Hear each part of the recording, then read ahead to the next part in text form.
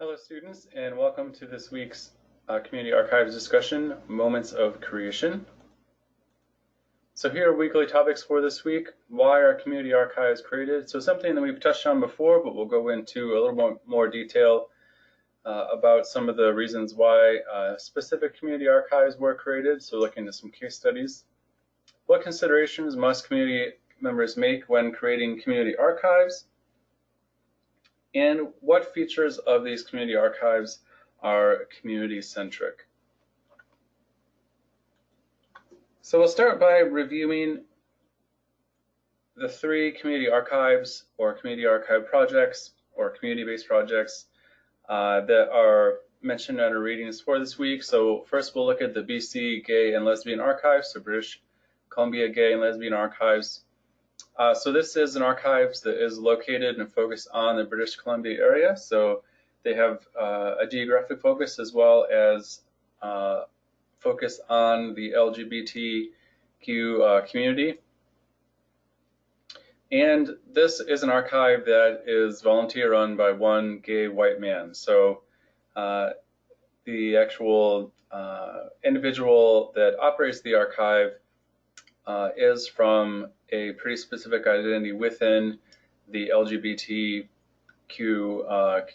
community. So, we talked before about how community archives may not be able to represent all the different members of their community. And, this is kind of an extreme example of that, wherein the one person that operates the archive is from a subset of the community that the archive represents. So the Cooper article describes the BC Gay and Lesbian Archives as an extension of the gay liberation movement. So we talked before about how activism and activist activities can tie into community archives and the formation of community archives. So this would seem to be an example of that, how Ron's involvement with the gay liberation movement was one of the reasons for the creation of this particular community archive, and as the article notes, other community archives as well. So this is a community archive that receives no regular outside funding. In fact, they don't even charge researchers to research or for Ron to research for them. So it's all funded by the individual that operates the archive.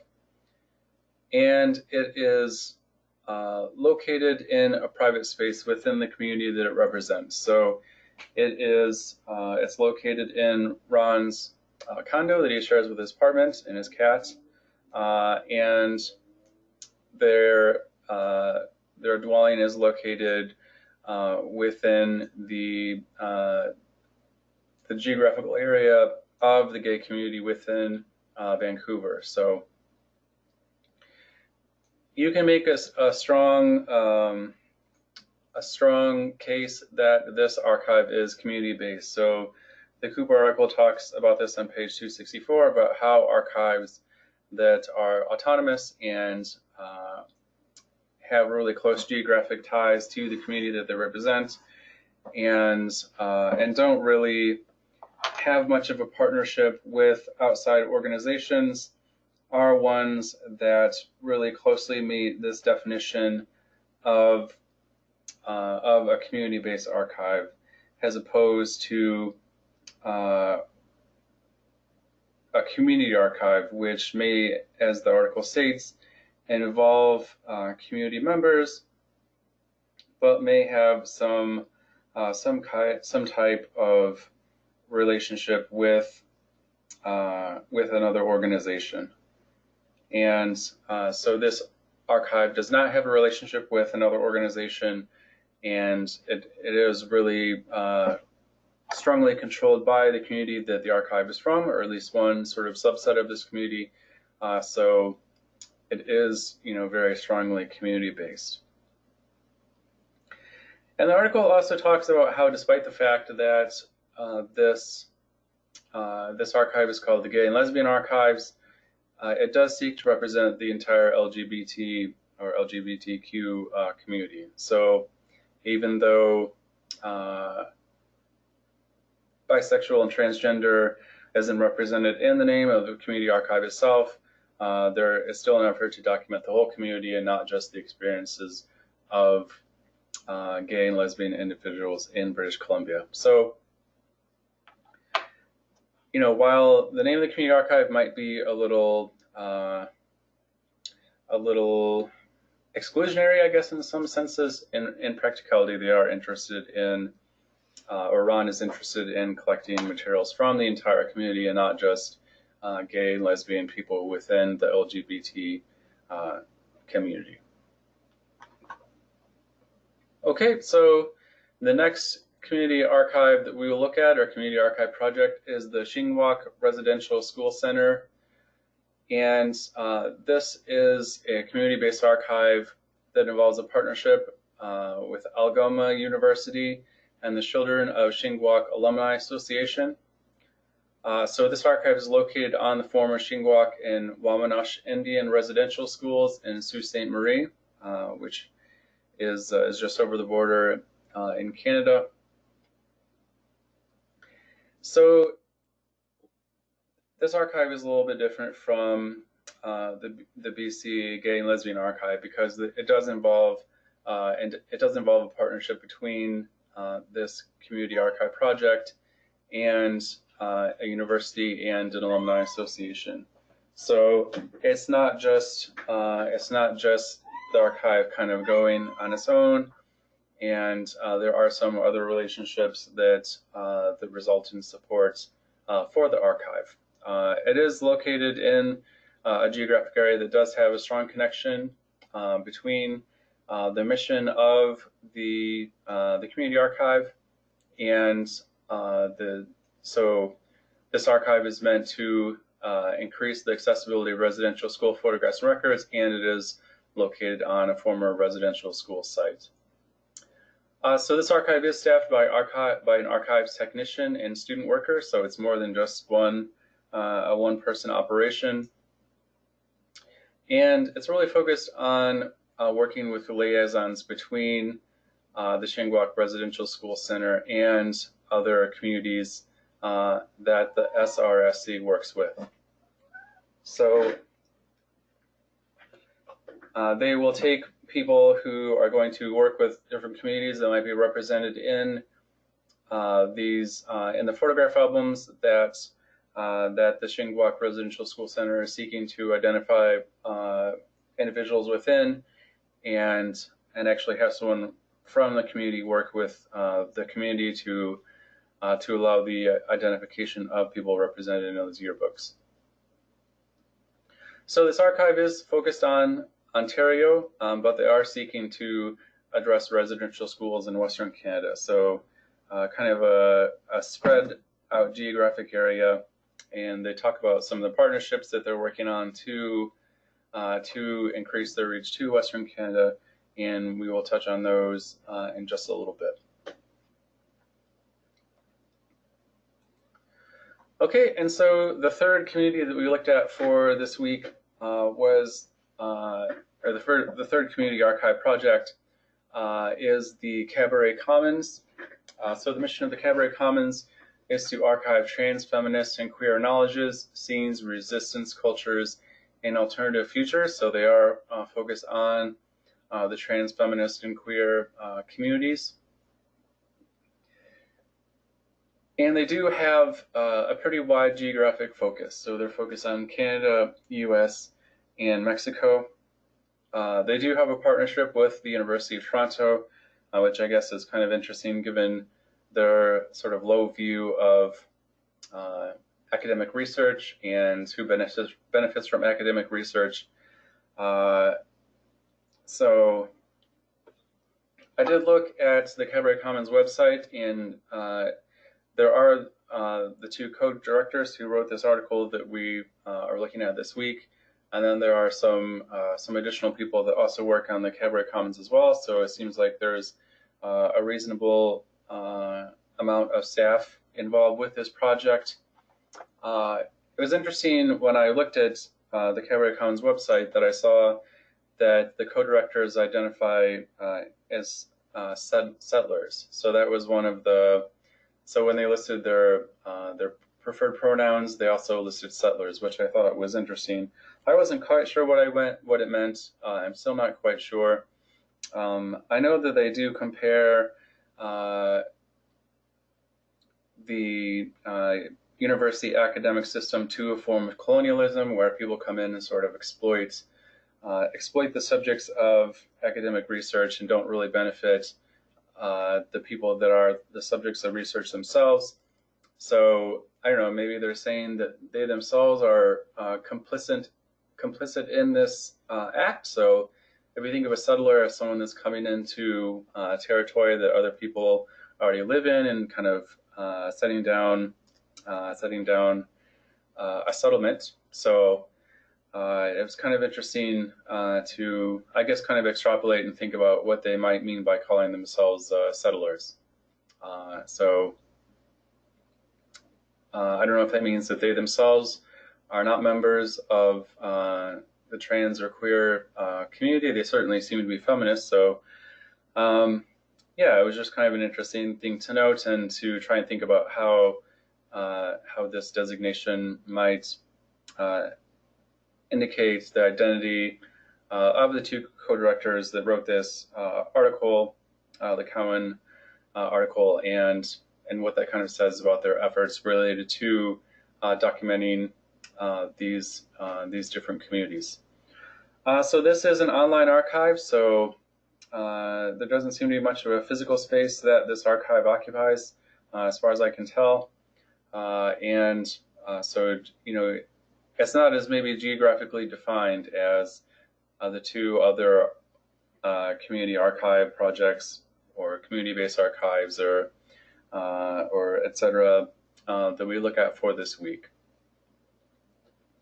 So again, just to kind of introduce our different communities for this week and talk about how they compare and contrast to each other, and the differences in the communities will really reflect the reasons for the creation of the communities to a certain extent, and the considerations that each community project makes when documenting the communities that they belong to, and sort of their efforts in doing that. So we'll touch on those two topics, and we'll also talk about how, or whether or not the activities that these community archives are involved in are community-centric, and if so, how. Okay. So we'll start by looking at our first question here.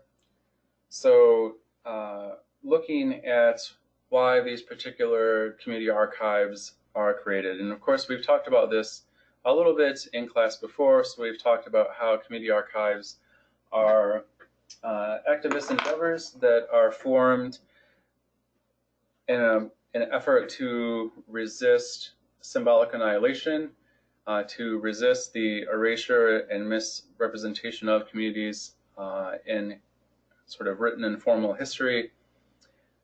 We've talked about how community archives are created in order to provide community members with a sense of identity through having a set of records and a set of memories that they can point to and say, you know, this is our history, this is what our community has gone through.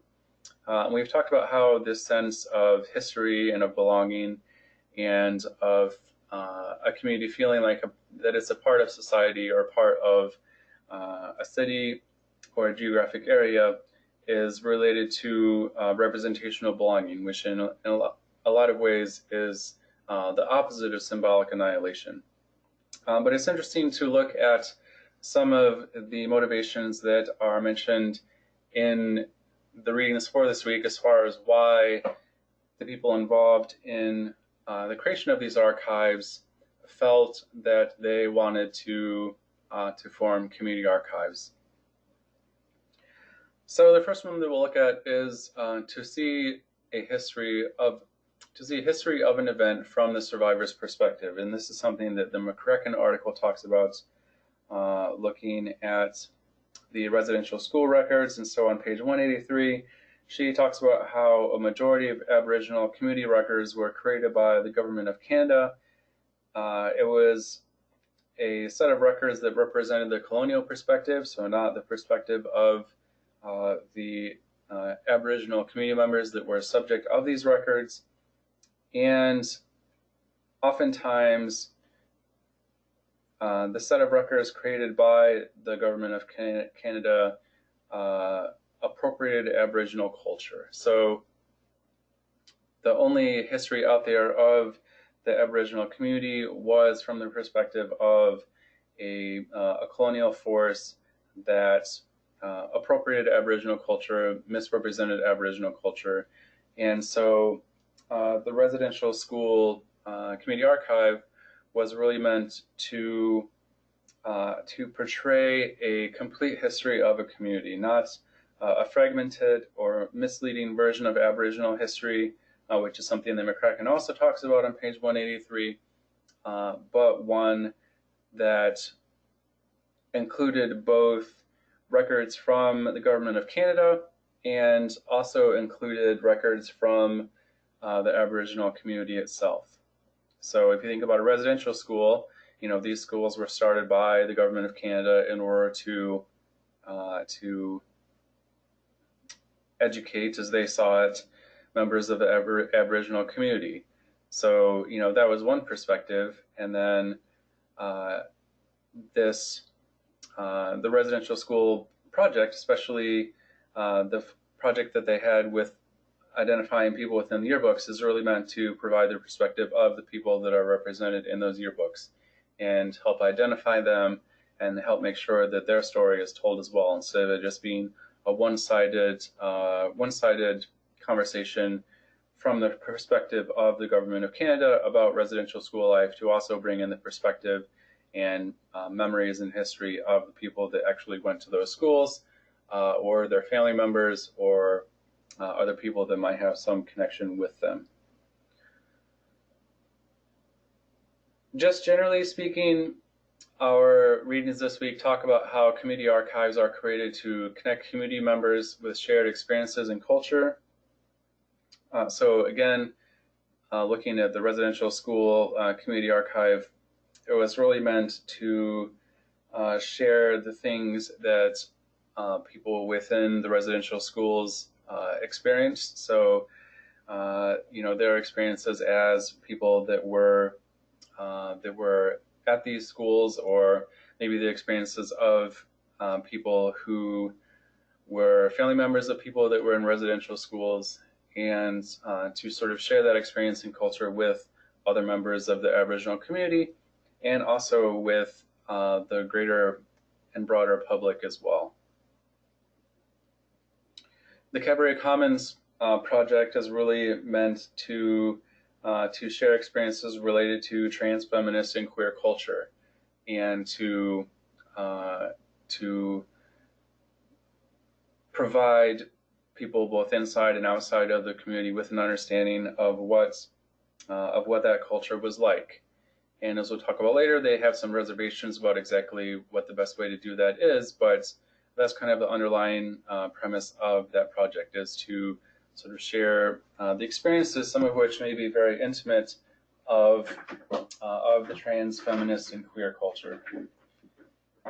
And of course, with the BC Gay and Lesbian Archives, the idea is to share the experiences of members of the LGBT community in British Columbia, and to make sure that that those experiences survive into the future.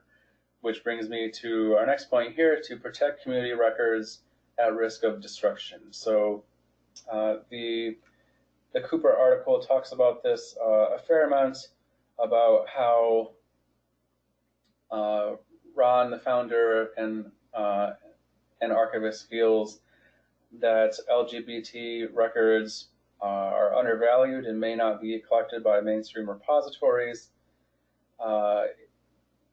He talks about how people will come to him when they're downsizing their housing, and they just don't have any room for records that they have created related to their experiences as members of the LGBT community.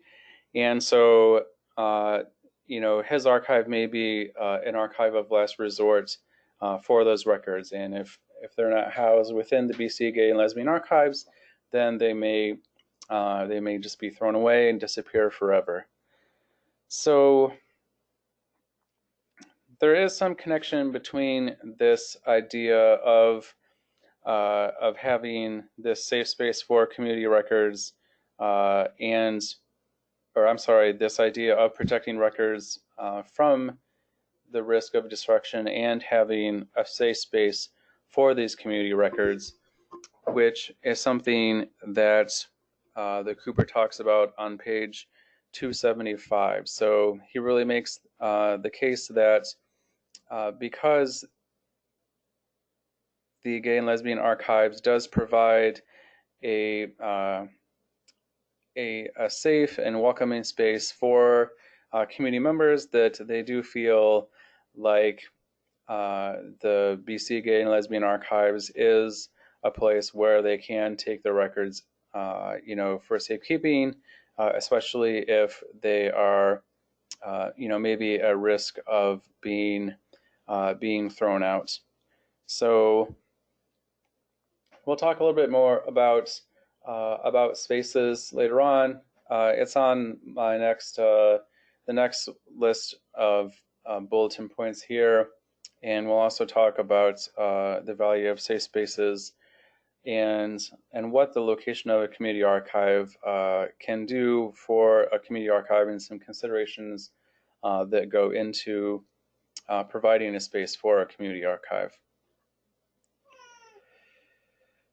So I'm actually in my own intimate and safe space right now. So if you hear some cats meowing in the background, that's because I'm recording this lecture at my apartment, and I have two cats that are especially needy and apparently affectionate right now. So the next thing that I'll talk about is community archives may be created or have been created in the instances we're looking at this week, with the idea of providing community members with a space in which to connect with their past. So the Cowan article talks about how this space has to be a safe space, and one in which community members can be vulnerable and not attacked. So a lot of community archives are focused around the idea of intimacy and providing community members with a sense of intimacy with their past and with each other.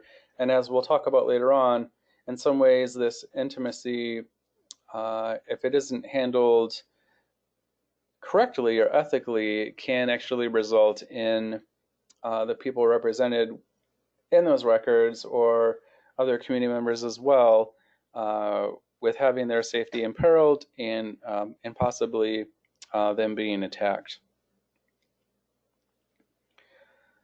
So one other aspect of this space in which to connect with their past is spaces for community members to be able to participate in the development of their community history. And so this is where the Remember the Children project that McCracken talks about fits into this idea of providing a safe space for community members to engage with their history. So on page 187, the McCracken article talks about these Remember the Children community events, where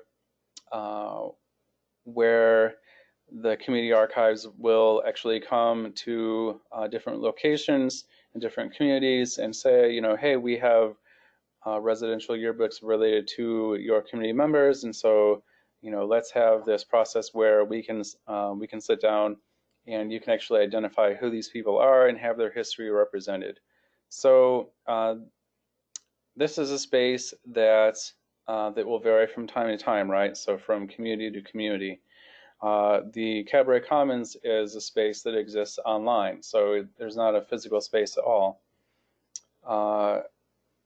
And the Cooper article about the BC Gay and Lesbian Archives the space is actually quite an intimate one. So it's in the archive of Ron, the sole archivist and proprietor of this archive.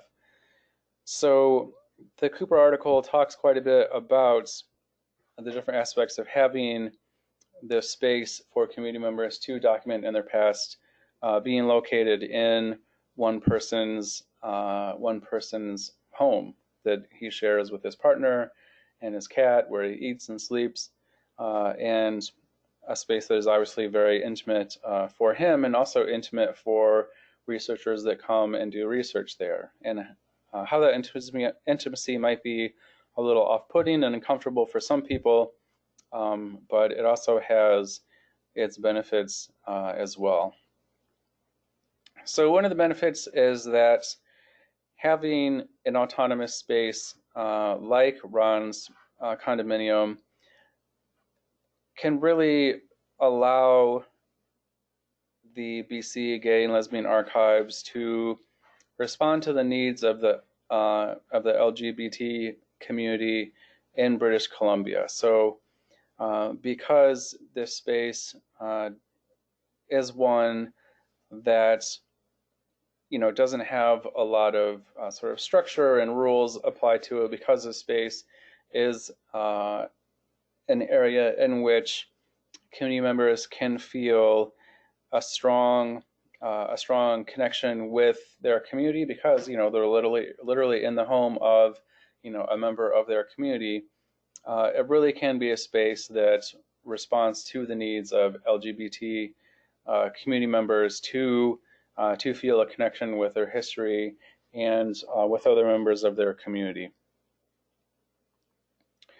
So the Cooper article also talks about how the BC Gay and Lesbian Archives space and other safe spaces really allows the collection of ongoing information about the communities, because people feel so free to come and interact with the records, that it really sets up a good relationship between these safe spaces and community members.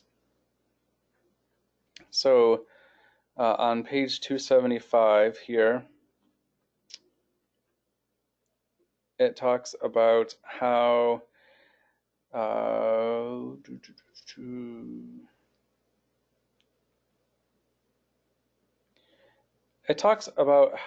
there really is, information kind of constantly flowing in and out of the archive, and that just having this connection between Ron's work and the community, and the intimacy of Ron's sort of space and the archive, again, really does help the community members feel comfortable and really can provide this good relationship between Ron's archive and in between the larger community.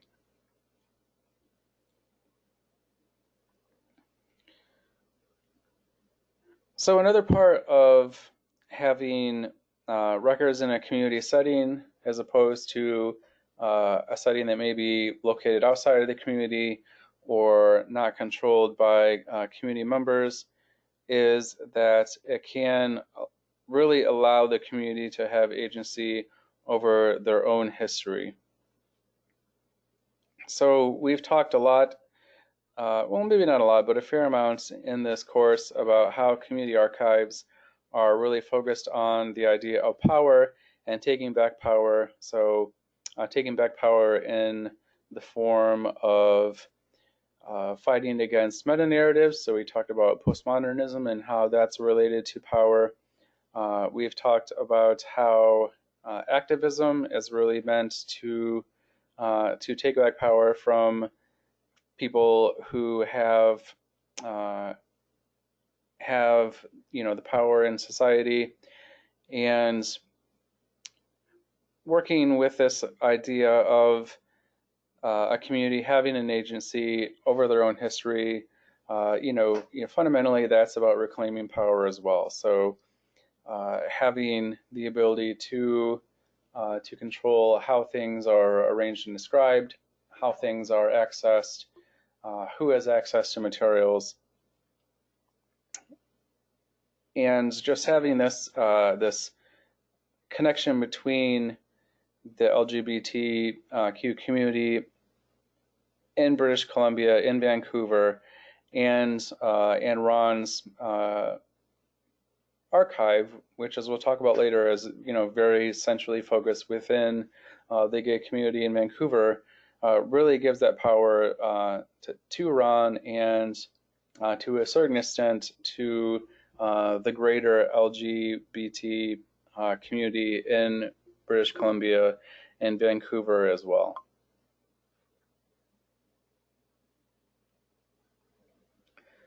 Okay, so next we'll talk about what considerations must community members make when creating community archives.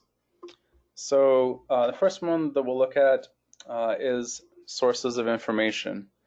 So again, this is something that the McCracken article talks about the need to incorporate outside documentary heritage with records created by the community, so that you do have this holistic history of the experiences of your community through their own words, but also through the words of people that may exist outside of the community, such as governmental agencies that have for whatever reason interacted with your community.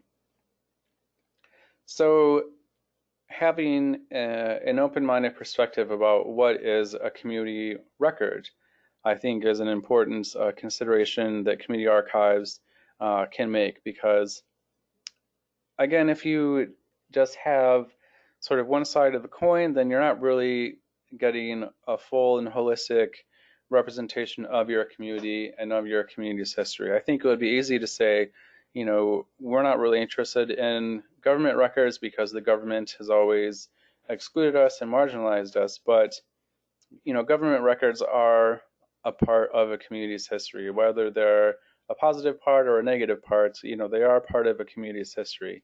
And so the McCracken article really talks about the need to make sure that these records are considered sources of information, as well as records created by a community itself. So another consideration that community archives have to make when they are being formed is resources. And so this is also something that we have talked about quite a bit in this course so far as well. So community archives oftentimes face a lot of shortages of resources, whether it's in the form of space or staff. So for instance, Ron works alone. He is the only staff member that works with the BC Gay and Lesbian Archives. The McCracken article also talks about some resource shortages on page 185. So she talks about how when the residential school archive started, they really didn't have a lot of resources to work with as well. And while that's something that has improved over time, the archive started out from pretty humble belongings, and not really having any dedicated staff and not really having the resources that the SRSC needed in order to meet their mission. So it was mainly staffed by volunteers, so there weren't any professional staff members. The funding for the project was pretty minimal. There was no dedicated space. And oftentimes when a community archive first starts and it's first kind of getting its feet under it, that's going to be the situation that it is going to be kind of caught in. And so it's really important to consider, how are we going to get ourselves in a position where we are more able to to carry out the mission of our community archive and actually connect with community members and find a way to provide them with the view of history that we want to provide them with. And, you know, if your community archive is in a position like the BC Gay and Lesbian Archives where there's only one person that's working in the archive, you know, if Ron gets, God forbid, you know, hit by a bus or has a heart attack, or if there's some kind of fire or natural disaster that impacts his condominium and the records are destroyed, then, you know, that's kind of it. So having a situation where all of your resources are kind of in one basket is something that really isn't beneficial long term for the health of a community archive, or really any archive for that matter. Okay, so the next thing that we'll look at is partnerships with other repositories, and this is something that we'll look at in more detail later on in the semester. And we've kind of touched on this a little bit, but I'll review it again. These three archives have really looked at the possibility of having a partnership in different ways. So, for instance, we talked before about how the residential school community archive is a partnership with Oklahoma University and the Residential School Alumni Association. And they also talk on page 189 about having partnerships with organizations in order to have more records brought into the archive or associated with the archive from Western Canada. So working with other organizations that might have run residential schools in other parts of Canada to acquire records from Western Canada in addition to Eastern Canada where the archive is located. So I talked before about how the Cabaret Commons has a relationship or a partnership with the University of Toronto. So, you know, it seems like there may be some support coming from the University of Toronto for the Cabaret Commons project. So maybe a little bit of a different relationship than a relationship that involves bringing records into the archive, but a partnership that can provide resources to the Cabaret Commons, whether in the form of staff or you know, obviously they don't need physical space, but maybe a server space and other resources that the Cabaret Commons can use to fulfill its mission.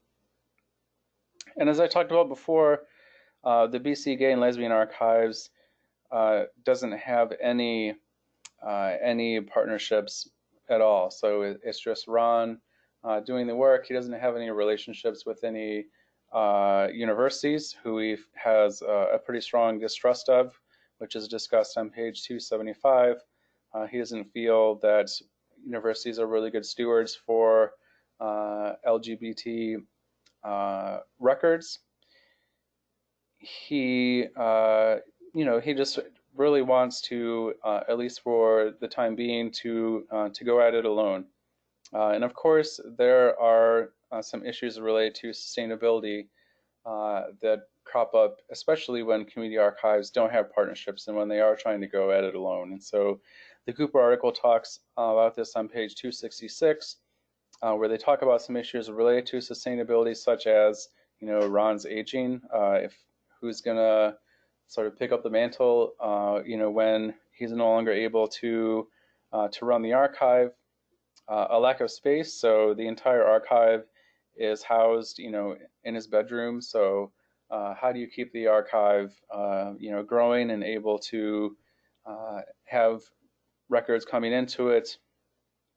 And they also mention an increased demand for online information, which the kind of the mainstreaming of an interest in queer history and queer theory has led to. And if the BC Gay and Lesbian Archives doesn't really have the infrastructure to support online research, which, as we all know, is something that researchers really enjoy and enjoy having the option of, then that can be problematic as well, because it simply reduces access to the records for community members.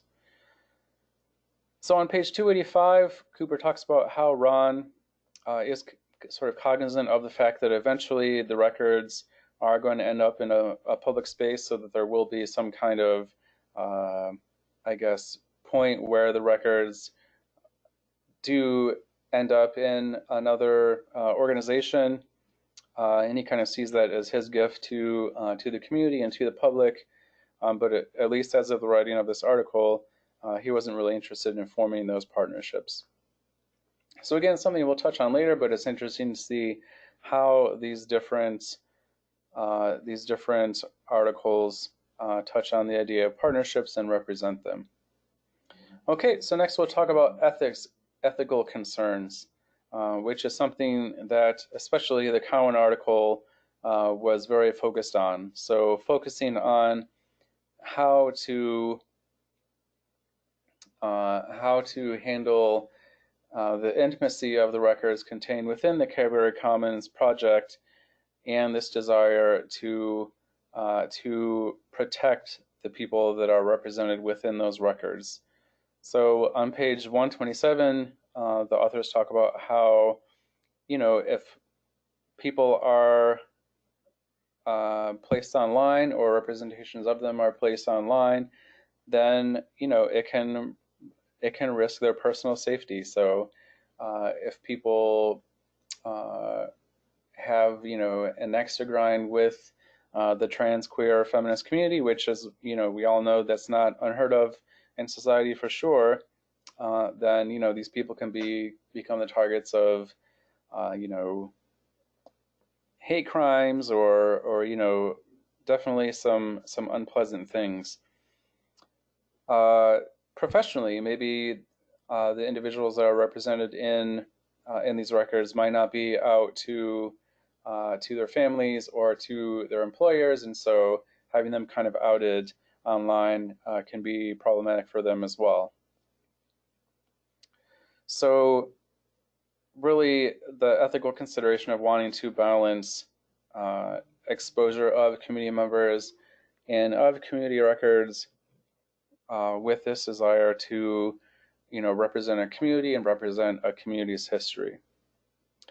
And on page 131, the Cowan article talks about how they really want to embrace ethical standards that exist in the communities being documented by the Library Commons, and not those meant to protect a university. So adopting an ethical mindset that really is community focused and community based, and isn't just there to protect a university from legal liabilities or other issues that may come down the road if a university doesn't act in a particular way.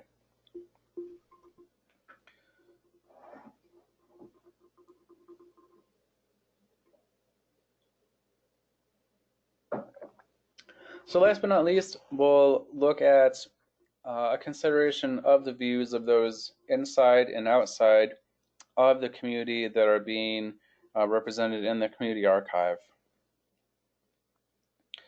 So on page 129, Cowan talks about how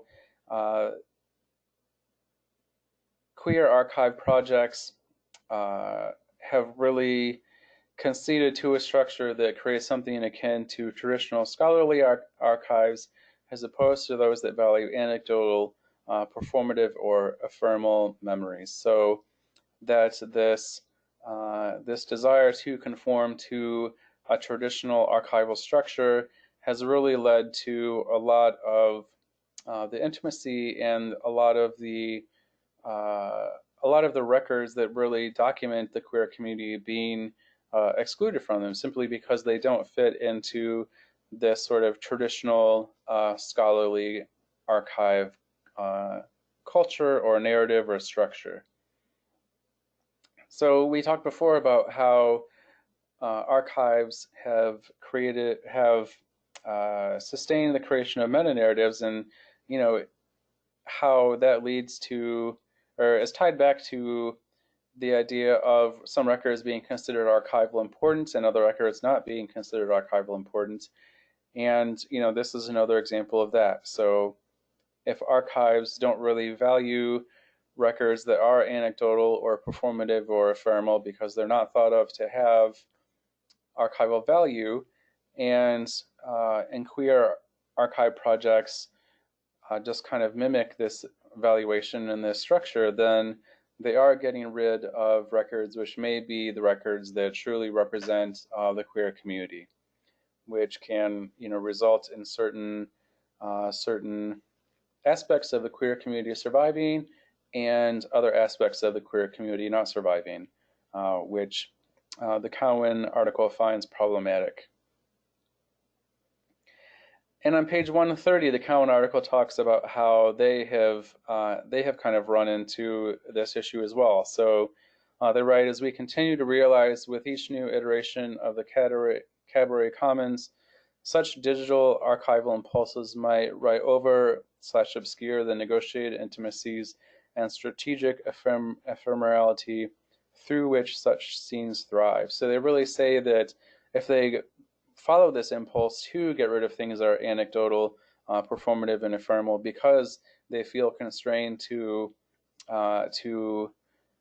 adhere to this archival structure, due to forces from outside of their community, that they really are getting rid of a lot of the records that do provide the sense of intimacy and connectivity that community archives are meant to provide.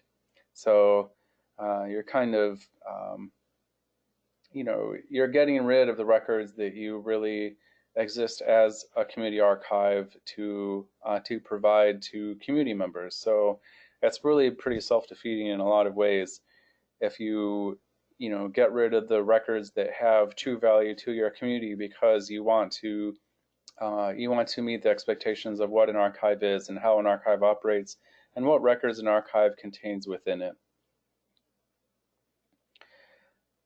So the Cooper article has some interesting discussions about voices inside and outside of the community as well. So on page 285, the author writes about how the location of archives can communicate a sense of intimacy and belonging, but they can also lead donors to feel that the archives is not professional enough.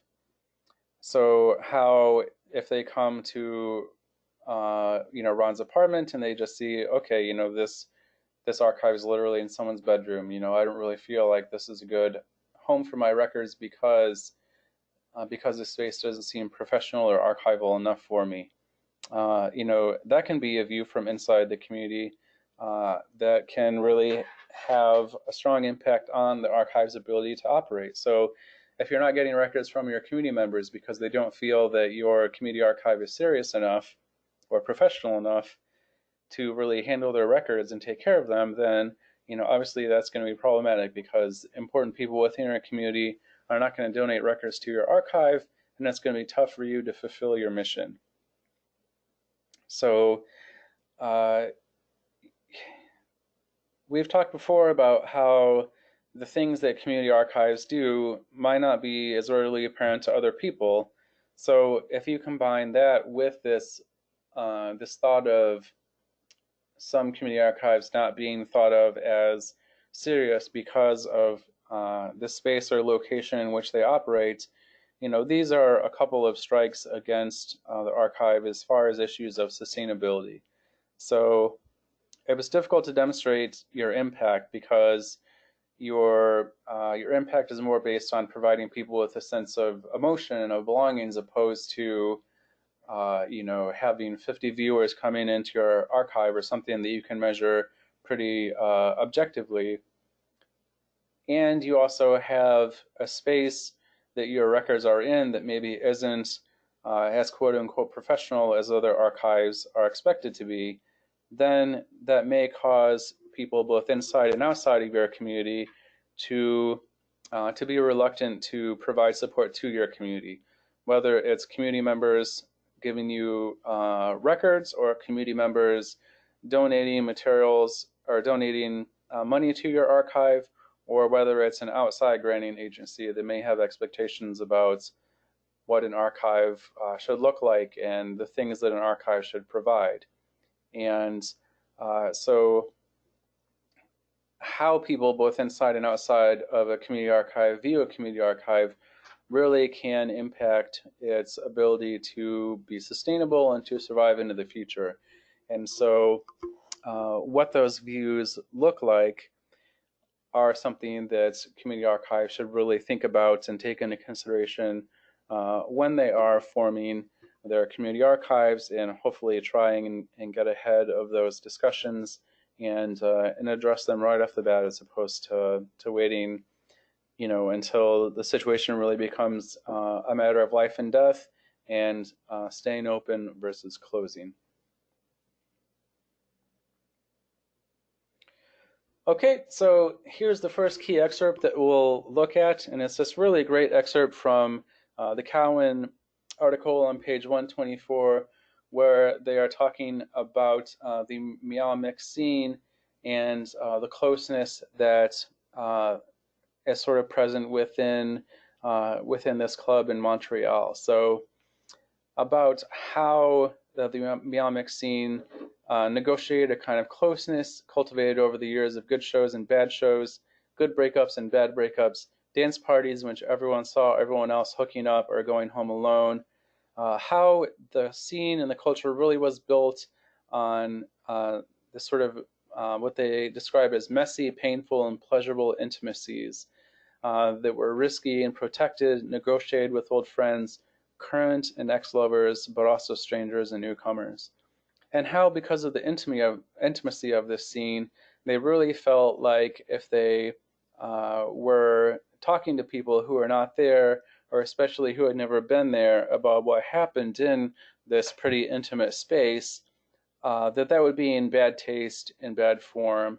There would be tacky behavior that also felt like a breach of trust. So this is something that archives should consider when they are creating a community archive. So how are they going to balance this ethical concern of wanting to portray the intimacy of a community, because that's really important. Intimacy and intimate scenes like the ones that are described here really are the scenes that give a community a sense of belonging and a sense that they are, part of a community. And how do you balance providing that sense of belonging and that sense of, representation to community members, while not sort of kiss and telling and, documenting things like messy breakups or people hooking up, or things that might embarrass the people that are represented in a community archives record. So it's really good for community archives to take these ethical considerations into mind when they are sort of setting up their community archive, and sort of how they're going to negotiate this sort of fundamental balance between access and privacy, which all archives deal with in one form or another, but especially community archives, because they may and they should document behaviors that may be seen as disgusting to some people, as behaviors that the people engaging in them ought to be ashamed of, and hopefully the community members don't feel that way, but there is some stigma towards certain behaviors in society. And so how do you balance sort of representing those behaviors while not exposing the people that engage in them to possible risks to their safety or privacy by people that may not be a part of the community itself? So the course objective that I attached this key excerpt to is describe the ways in which community archives can sustain themselves. And I feel like having this balance of access and privacy is an important consideration when it comes to sustainability, because you don't want your community members to feel like they're being outed and that people are having access to their intimate memories and intimate experiences without without the community members themselves having a say in what that access looks like. And so that's why the Cowan article is really focused on, or at least mentions having ethical structures that come from the communities themselves, as opposed to something like a university or a force outside of the community being documented. Now, you can also say that exactly how this balance is achieved is certainly a challenge that community archives face. So how do you actually go about balancing these activities? So that's another course objective that we could attach this excerpt to. And there's a lot of overlap between sustainability and a challenge of community archives, because sustainability is always a challenge. But because sustainability is so important, it's something that I wanted to highlight separately within this course. So, okay, so again, I would encourage you to think about how you feel this key excerpt and other key excerpts in this course are related to the weekly topics and the course objectives for this week. And we'll do one more in this lecture, but just as a reminder that this is a good activity for you to engage in yourself. So as I was thinking about these articles and putting this lecture together, I really thought of the, I guess, the risks of intimacy and how an increase in the intimacy of a community archive and of the records that are contained within a community archive can result in a decrease in some things that are also important to community members and to community archives as well. So again, intimacy is important. People want to feel like their community and their experience is being represented within a community archive. And again, as we've talked about, that can be represented through intimate records like the Meow-Mix records that really describe like the vibrancy and the drama and the emotion and just the richness of that scene and of that particular club. Like, you really want to have those memories represented within a community archive, because they're just such powerful illustrations of a community that people can really feel like a resonance with and feel a sense of belonging with. But that intimacy does have some negative consequences. So it can result, as we've talked about, in a decrease in the safety of the community members represented within those intimate records, simply because there may be pictures of them or other revealing information about them and behaviors that they've engaged in. If you think about an intimate space and the value of having an intimate space where community members can go and really feel like they are connected with their community and represented with their community, and where they can go and have a sense that their community has power over their community's history, such as Ron's condominium, that's a really great thing, but there are some detractions as far as the safety of the materials. So, if Ron's apartment or condominium has a fire and, it burns down, then that's the entire archive. If Ron, as a member of, or as sort of the sole practitioner of this archive, passes away, then what happens to the materials? So with a rise in intimacy, you can see a decrease in the safety of the materials and sort of the long-term survivability of the materials. This increase in intimacy can, in some ways, lead to a decrease in sustainability. So as we mentioned, having this intimate space is great, but what happens if Ron has to move, or if he passes away, or if something happens to the building that his condominium is located in. And we talked about perceived professionalism as well. So how this intimate space can really detract from how people perceive community archives to be, simply because they may be located in an intimate space like someone's bedroom, or for instance, in the Queer Zine Archive project in Milwaukee, The Cuisine Archive is located on the first floor of the building of the founders. So it's another example of an archive that is in a pretty intimate, quote unquote, uh, not professional space. I feel like that's a part of the charm and beauty of QZEP, because you do feel so comfortable and so welcome when you go there, because it is in a space that is really intimate and is in a space that you feel really relaxed in. But some archivists may not think of that as being a very professional archival setting, which, as we've talked about before, can have implications on the ability of archives to get the resources that they need in order to continue to be in operation. So there's certainly things that community archives can do within those spaces to make them feel more professional, and that's something that the Cooper article talks about how Ron had shelving installed, and he keeps everything very neat, and he even built things so that the posters and other large materials could be held.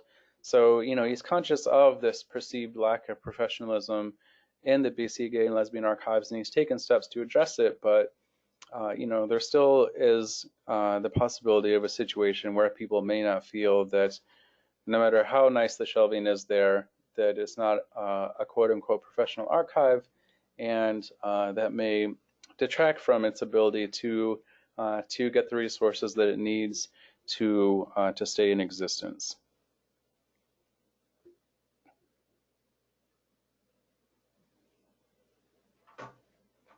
Okay, so next we'll look at our final weekly topic. So what features of these community archives are community-centric? And so this is going back to Gilliland's framework of community-centric archives. So just a couple of things that stood out for me was this idea of community participation, of keeping the records within the context of the community that created them, and not taking them from the community and placing them in a setting that isn't really located or connected to the community that the records come from. So again, with the residential school archives, community participation took place in the form of these events where people would come in and interact with the yearbooks and identify people within them. So that's a strong aspect of community participation. With the BC Gay and Lesbian Archives, Ron is a member of the community. He is the archivist that is making a determination about the records and how the records are kept. Again, you can say that Ron represents just kind of one part of the LGBT community. So maybe not all the members of that community are able to participate in the formation of that community archive, but Ron is still a part of that community, and he may be familiar with the experiences of that community, despite being sort of a representation of only certain aspects of that community. But it still is a community that is focused or based around participation by a community member. And we talked before about how the Cabaret Commons project is, or at least aspires to have ethical standards and ethical considerations that are formed by the communities that the Cabaret Commons records come from. So community members sort of create these ethical standards, and those are the ones that the Cabaret Commons ideally seeks to apply and follow when they're providing access to the records that they have. Okay, so looking at care for and consideration of the community safety, which is something that we've touched on. Again, one of the aspects of Gilliland's framework is that the community's well-being is central, and that's something that especially the Cowan article really focuses on quite a bit. So the safety of community members, the privacy of community members, having a balance between intimacy and privacy, how in some ways having this ephemeral nature to the records of the queer community might actually benefit the community's survival in the long run. So it really is a project that is really focused on the well-being of the community members, and takes that as sort of the foundation of the Cabaret Commons activities. Again, with the residential school archives, they really are seeking to allow people to contribute to the understanding of the residential school experience and of the yearbooks. I kind of wonder what sort of privacy standards they have in place, and are these identified yearbooks made sort of broadly publicly available, or just available to certain community members? That's really not focused on too much, but I think it's an interesting question to look at for sure. And the Cowan article doesn't, or the Cooper article doesn't really touch on privacy or safety too much, but I can imagine it would be a concern for people that are represented within the BC Gay and Lesbian Archives as well. So we just talk about looking through obituaries and finding people that, oh, I know that he was gay, so I'm going to try and get his papers, but their family may not know that these people were gay, so that can be a little problematic too. So an interesting thing about the Cowan article is that, as I touched on, it really has this negative portrayal of academic research. So they call it a centuries-old function of imperialist settler colonial occupation, dehumanization, and theft, which is normalized as an open, non-reciprocal activity that primarily benefits university research communities. So they see academic research as being something that isn't really beneficial for the benefit or the safety and well-being of community members. So again, exposure can equal danger in a lot of ways, especially if you're dealing with marginalized communities. And again, that's why they really focus on ethical concerns or ethical standards that come within the community, because they feel like these standards are more designed to protect the safety and privacy of the community members, as opposed to ethical standards that may come from a university that they see as the sort of imperialist, settler, colonial process. So again, they are ethically concerned about keeping their community safe and protecting their community's privacy, which is, again, really focused on the well-being of the community, which is something that Jillian really considers a key aspect of community-centric archiving. All right, so the last one that we'll look at is the location of the archive. So again, the idea that the records should remain within the community and that they should be kept in the community context. And certainly in the Cooper article and the McCracken article, there seems to be more of a sense of this than in the Cabaret Commons article, because the Cooper article is focused within the geographic area of the gay community in Vancouver, and the residential school archive is located on a site of a former residential school. It is a little interesting how the residential school archive is interested in records that come from Western Canada, so they're trying to extend their geographic area. And I kind of wonder if that sort of detracts from the community-centric nature of this project just a little bit, because they are, in a sense, taking records out of the context in which they were created, because, Western Canada is obviously really far away from Ontario.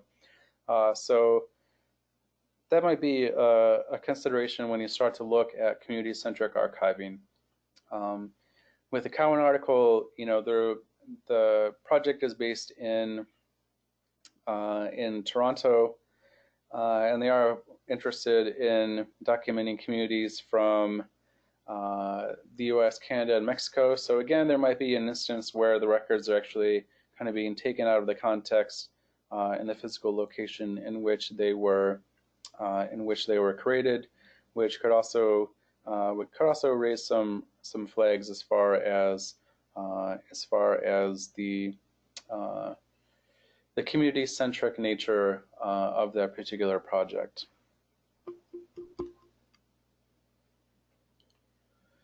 Okay, so speaking of location of archive, we'll wrap things up with another key excerpt. So this is from the Cooper article on page 275, key excerpt 5.2. And excuse me, this excerpt really talks about how the BC Gay and Lesbian Archives really is community focused. So not only is it focused in Ron's home, but Ron's home is also focused in Vancouver's gay village, and about how that's really important for Ron because it really provides sort of a base for him to go out and interact with other agencies in the community that may be looking for information, so that people would know that he's a presence within the community, that they know his name and phone number for making referrals, and how the author witnessed Ron sort of going out and making his rounds and visiting regular community sites such as a bookstore and a queer resource center, just to kind of see what was going on with the community and to really be connected to the community itself. So the Gilliland framework talks about a community-centric archive really being involved in the fluxes and changes and sort of intimate aspects of a community. And this is a really great illustration of how the BC Gay and Lesbian Archives is that. Like, it really is a part of this community. And, you know, Ron is known to community members, and it seems like he really has a strong understanding of the community and a connection to the community. So this excerpt really illustrates a feature of an archive that is community-centric, like in multiple ways. So it really is a great example of something that Gilliland, I think, would consider to be a community-centric archive. So that's the weekly topic that I connected this excerpt to. And the course objective that I connected this to was kind of an interesting one. So evaluate the challenges facing community archives and ways community archives can address them. So obviously, you know, a challenge of community archives is outreach and is staying connected to a community and making the community feel like the community archive is a part of that community. And so having this geographic connection to a community, having this space within a community, having someone in a community archive that is known to the community and is a part of the community is a really great way that archives can make these connections and can reach out to community members. And again, you can tie this to sustainability. So if community archives are able to meet this challenge of being community-centric and of being a well-known part of a community, then that can result in community members wanting to support them and to provide resources to them in the future as well. So those are the connections that I made, and I feel like they're pretty well supported, or I probably wouldn't be choosing them as the weekly topic and course objective that I connected this particular excerpt to.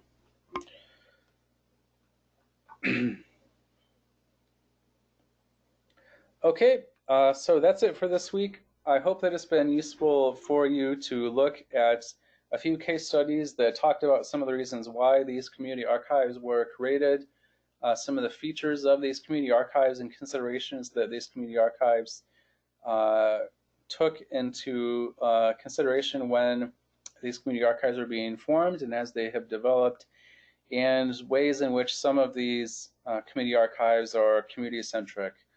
Again, you can argue that some of them are maybe more community-centric than the others, but it's just interesting to kind of bounce these case studies off of the Gilliland framework and to talk about some of the reasons for the creation of community archives that we've talked about before, and how those reasons relate to what we're seeing within these case studies. So a little bit of review and also a little bit of a prelude for things that we'll be looking at later on, such as community partnerships and community participation, and how that can play out within a community and within a community archive. So kind of a review and kind of a preview as well. So I hope that you enjoyed reading these articles. I really enjoyed reading all three of them. The Cowan article was just really fantastic, and I think it is a really interesting perspective. So I hope you enjoy them as well. As always, let me know if you have any questions, and I will be happy to answer them. And have a great week.